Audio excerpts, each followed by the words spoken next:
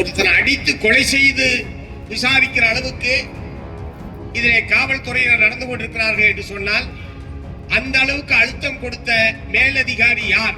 வெற்று வாயால் இத்தகைய உத்தரவை போடுவதனால் பிரயோஜனம் இல்லை, மாறாக அது நடைமுறைப்படுத்தப்படுகிறதா இல்லையா என்கிற ஆய்வினை முதலமைச்சர் அவர்கள் மேற்கொள்ள வேண்டும். இந்த விஷயத்தில் ஒரு வெளிப்படைத்தன்மை இல்லாமல் இன்னமும் தமிழ்நாடு அரசின் காவல்துறை நடந்து கொள்வது சரியல்ல.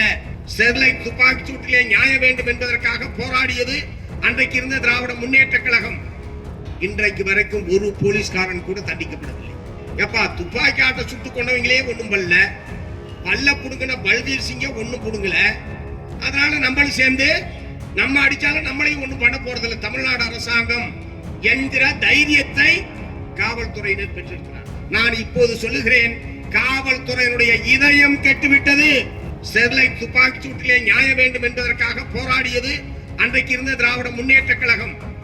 முதல்ல எவ்வளவு பெரிய குற்றவாளியாக இருந்தாலும், தீவிரவாதியாக இருந்தாலும், வேறு எத்தகைய கொடூரமான குற்றவாளிகளாக இருந்தாலும் அவர்களை சட்டப்படிதான் தண்டிக்க வேண்டுமே தவிர அவர்களை போலீசார் சுட்டுக் கொள்வதை பொதுமக்கள் ஆதரிப்பது என்பது கடுமையான கண்டனத்துக்குரியது.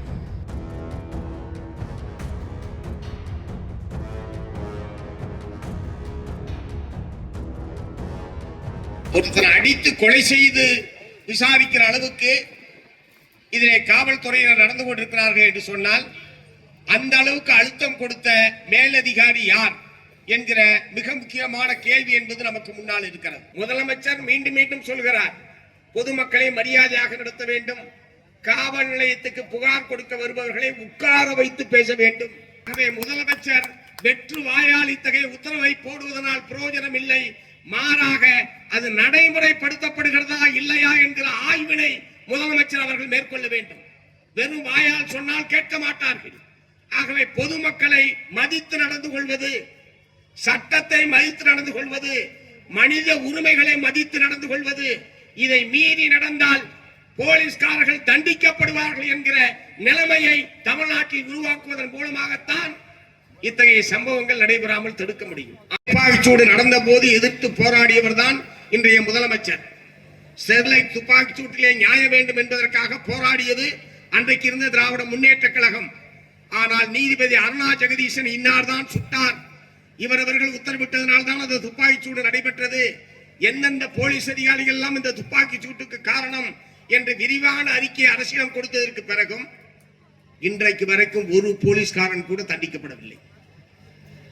அதனால அடுத்து இங்க என்ன பண்றான் தனிப்படை, எப்பா துப்பாக்கி ஆட்ட சுட்டுக் கொண்டவங்களே ஒண்ணும் பண்ணல, பல்ல புடுங்கின பல்வீர் சிங்க ஒண்ணும் புடுங்கல. அதனால நம்மளும் சேர்ந்து நம்ம அடிச்சாலும் நம்மளையும் ஒண்ணும் பண்ண போறதில்லை தமிழ்நாடு அரசாங்கம் என்கிற தைரியத்தை காவல்துறையினர் பெற்றிருக்கிறார். வேணும்னா இல்லைன்னு மறுங்க. இருக்கிற போது காவல்துறையினுடைய ஈரல் கெட்டுவிட்டது என்று சொன்னார். நான் இப்போது சொல்லுகிறேன், காவல்துறையினுடைய இதயம் கெட்டுவிட்டது. காவல்துறையினுடைய இதயம் கெட்டுவிட்டது. ஈரல் மட்டும் கெடவில்லை, இதயம் கெட்டுவிட்டது என்று சொன்னால் நீங்கள் புரிந்து கொள்ளுங்கள். ஏன் மாவட்ட ஆட்சித்தலைவர் மாதந்தோறும் ஒரு குறைதீர்ப்பு நாள் கூட்டத்தை மாவட்ட ஆட்சியர் அலுவலகத்திலே நடத்துவதை போல மாவட்ட காவல்துறை கண்காணிப்பாளர் மாதந்தோறும் ஏதாவது ஒரு தினத்தில் பொதுமக்கள் தங்களுடைய குறைகளை மாதந்தோறும் வந்து நேரடியாக மாவட்ட காவல் கண்காணிப்பாளரை சந்தி தெரிவிக்கலாம் என்று ஒரு உத்தரவை போட்டால் என்ன அவருடைய வேலை பாதிக்கப்பட்டுவிடும். இந்த சிசிடிவி கேமரா அனைத்து காவல் நிலையங்களிலும் பொருத்தப்பட வேண்டும். அது செயல்படக்கூடிய ஒன்றாக இருக்க வேண்டும். மேலதிகாரிகள் தொடர்ச்சியாக அதை பரிசோதிப்பதற்கான ஏற்பாடு வேண்டும் என்று இந்த நேரத்தில் நான் கேட்டுக்கொள்ள விரும்புகிறேன். நடவடிக்கையை தவிர சட்டத்துக்கு விரோதமாக அஜித்குமாரை தாக்கி கொலை செய்த குற்றவாளிகளுக்கு தண்டனையை பெற்றுத் தருவது என்பதுதான் உறுதியான நடவடிக்கையாகவும் இறுதியான நடவடிக்கையாக இருக்க வேண்டும் என்பதை இந்த நேரத்திலே நான் சுட்டிக்காட்ட விரும்புகிறேன். மேலிருந்து அழுத்தம் கொடுத்த ஐஏஎஸ் அதிகாரி யார்?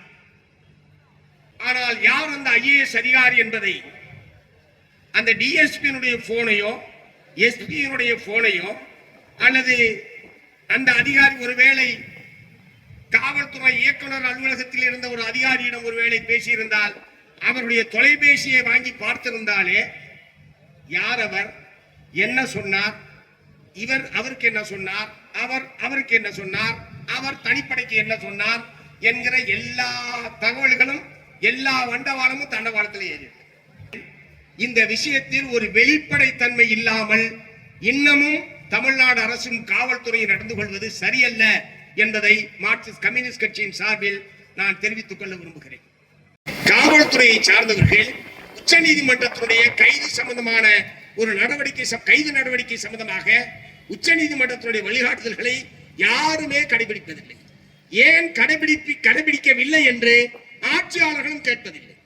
தமிழகத்திலே திமுக ஆட்சிக்கு வந்ததற்கு பிறகு 24 என்கவுண்டர்கள் என்பது நடைபெற்றிருக்கிறது. அப்படின்னு போலீஸ்க்கு வேற பாராட்டு வேற சொல்றது. முதல்ல எவ்வளவு பெரிய குற்றவாளியாக இருந்தாலும், தீவிரவாதியாக இருந்தாலும், வேறு எத்தகைய கொடூரமான குற்றவாளிகளாக இருந்தாலும் அவர்களை சட்டப்படிதான் தண்டிக்க வேண்டுமே தவிர அவர்களை போலீசார் சுட்டுக் கொள்வதை பொதுமக்கள் ஆதரிப்பது என்பது கடுமையான கண்டனத்துக்குரியது. இதுபோன்ற செய்திகளை மேலும் தெரிந்து கொள்ள எங்களது யூடியூப், Facebook மற்றும் Twitter ஆப்களை சப்ஸ்கிரைப் செய்யவும்.